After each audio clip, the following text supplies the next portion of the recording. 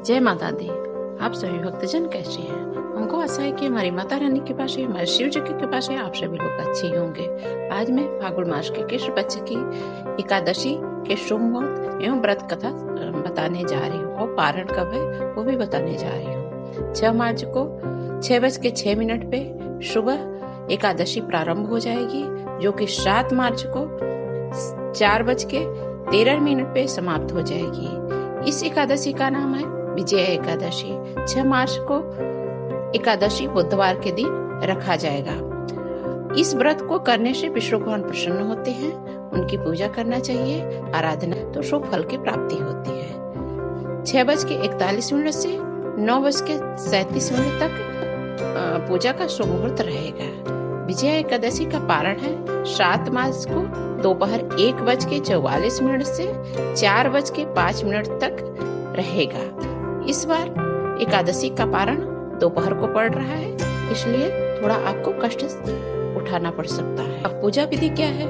एकादशी के दिन ब्रह्म मुहूर्त में उठ करके स्नान करें, मंदिर की सफाई करें, गंगा जल छिड़के, चौकी बिछाएं, लाल रंग का कपड़ा चौकी पर बिछाएं और फिर विष्णु जी की प्रतिमा स्थापित करें, चाहे मूर्ति स्थापित करें। विष्णु भगवान के ऊपर गंगा जल का अभिषेक करें और पंचामृत का अभिषेक करें। फिर विष्णु भगवान को स्वच्छ करके, साफ करके, कपड़े से पोंछ के पीले रंग का वस्त्र पहनाएं, कुमकुम लगाए, तिलक लगाए, यथाशक्ति जो भी आपके पास उसको चढ़ाएं। यदि पीले रंग का फूल मिल जाता है तो अति उत्तम है। तुलसी दल अवश्य अर्पित करें तो शुभ फल की प्राप्ति होती है। यथाशक्ति आपके पास भोग जो भी है वो लगाएं। यदि आपके पास दूध का कोई, गाय के दूध का यदि कोई मिष्ठान बना हुआ हो तो आप भोग लगा सकते हैं, तो शुभ फल की प्राप्ति होती है। इस दिन आप विष्णु भगवान की लौंग, सुपारी, नारियल, धूप, दीप, पंचामृत, अच्छा तुलसी दल, चंदन, मिष्ठान इत्यादि से विष्णु भगवान का पूजन, कृष्ण जी का पूजन कर सकते हैं। एकादशी में क्या चीजें खाई जाती है? तो चीनी, कुट्टू, आलू, साबुदाना, शकरकंद, जैतून का तेल भी यूज कर सकते हैं, गाय का घी यूज कर सकते हैं, नारियल का तेल, दूध, बादाम का तेल, अदरक, काली मिर्च, सेंधा नमक इत्यादि आप सेवन कर सकते हैं। फल फूल यथाशक्ति आप ग्रहण कर सकते हैं। तो आइए हम लोग कथा की ओर। धर्मराज युधिष्ठिर जी बोले, हे जनार्दन, फाल्गुन मास के कृष्ण पक्ष की एकादशी का क्या नाम है तथा इसकी विधि क्या है? कृपा करके आप मुझे बता। श्री कृष्ण जी बोले, हे राजन, फाल्गुन मास के कृष्ण पक्ष की एकादशी का नाम विजया एकादशी है। इसके व्रत के प्रभाव से मनुष्य को विजय प्राप्त होती है। यह सब व्रतों में उत्तम है। इस विजया एकादशी का महात्म श्रवण करने से समस्त पापों का नाश हो। महर्षि देवर्षि नारद ने जगत पिता ब्रह्मा जी से कहा, महाराज आप मुझे फाल्गुन मास के कृष्ण पक्ष की एकादशी की विधि बताइए। ब्रह्मा जी कहने लगे, हे नारद, विजया एकादशी का व्रत पुराने तथा नए पापों को नाश करने वाला होता है। इस विजया एकादशी की विधि मैंने आज तक किसी से भी नहीं कही। यह समस्त मनुष्यों को विजय प्रदान करती है। त्रेता युग में मर्यादा पुरुषोत्तम श्री रामचंद्र जी को 14 वर्ष का जब वनवास हुआ था, तब वे श्री लक्ष्मण तथा सीता जी सहित पंचवटी में निवास करने लगे। वहाँ पर दुष्ट रावण ने जब सीता जी का हरण किया था, तब इस समाचार से श्री रामचंद्र जी तथा लक्ष्मण अत्यंत व्याकुल सीता जी की खोज के लिए चल दिए। घूमते घूमते जब ये मरणासन जटायु के पास पहुँचे तो जटायु उन्हें सीता जी का वृतांत सुनाकर स्वर्गलोक चला गया। कुछ आगे जाकर उनकी सुग्रीव से मित्रता हुई और बाली का वध किया। हनुमान जी ने लंका में जाकर सीता जी का पता लगा और उनसे श्री रामचंद्र जी और सुग्रीव की मित्रता का वर्णन किया। वहां से लौटकर हनुमान जी ने भगवान राम के पास आकर सब समाचार कहे। श्री रामचंद्र जी ने वानर सेना सुग्रीव सहित संपाति के साथ लंका में को प्रस्थान किया। जब श्री रामचंद्र जी समुद्र के किनारे पहुंचे तब उन्होंने मगरमच्छ आदि से युक्त उस अगाध समुद्र को देख करके लक्ष्मण जी से कहा कि इस समुद्र को हम किस प्रकार पार कर पाएंगे।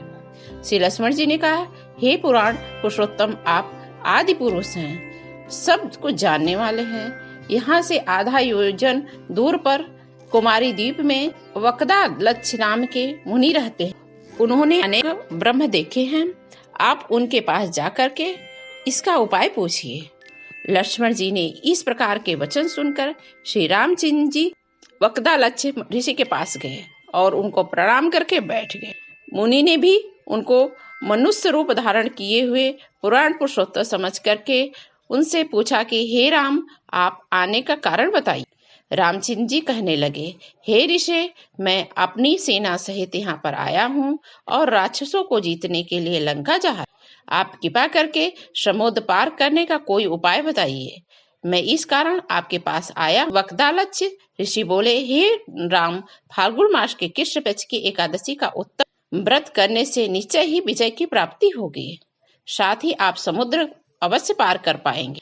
इस व्रत की विधि यह है कि दशमी के दिन स्वर्ण, चांदी, तांबा, मिट्टी का एक घड़ा बनाइए। उस घड़े को लेकर जल भर करके 5 पल्लव रख करके वेदिया पर स्थापित करें। उस घड़े के नीचे सतनजा यानी कि 7 प्रकार के अनाज रखें, जौ रखें। उस पर श्री नारायण भगवान का स्वर्ण की मूर्ति स्थापित करें। चाहे यथाशक्ति आपके पास जो है वही स्थापित करें। एकादशी के दिन स्नान वृत्ति से निवृत्त होकर धूप दीप नैवेद्य से नारियल से विष्णु भगवान की पूजा करें। तत्पश्चात घड़े के सामने बैठ करके दिन व्यतीत करें और रात्रि को भी उसी प्रकार बैठ करके जागरण के द्वादशी के दिन नित्य निवृत्त से होकर के घड़े को ब्राह्मण को दे दें। हे राम, यदि तुम भी इस व्रत को सेनापतियों सहित करोगे तो तुम्हारी विजय अवश्य ही प्राप्त हो। श्री रामचंद्र जी ने ऋषि के कथनानुसार इस व्रत को किया है। इसके प्रभाव से दैत्यों पर विजय पाई। अतः हे राजन, जो मनुष्य विधि पूर्वक इस व्रत को करेगा, दोनों लोकों में उसकी अवश्य ही विजय होगी। श्री ब्रह्मा जी ने नारद ऋषि से कहा कि हे पुत्र, जो कोई इस व्रत के महत्व को पढ़ता है उसको वाजपेयी यज्ञ का फल प्राप्त होता है। तो यह आपको कथा सुन करके कैसी लगी? यदि कथा अच्छी लगी हो तो कृपया करके लाइक करिए, सब्सक्राइब करिए, शेयर करिए और मेरे चैनल के माध्यम से आप और भी कथा प्राप्त कर सकते हैं। किंडल पे जाके मेरा एकादशी का व्रत परचेस कर सकते हैं। वहाँ पे जगन्नाथ जी की कथा पड़ी हुई है, वो भी आप परचेस कर सकते हैं। आपको यदि किंडल से परचेस करना है तो अन्य कथाएं भी आप परचेस कर सकते हैं। ओम हर हर महादेव।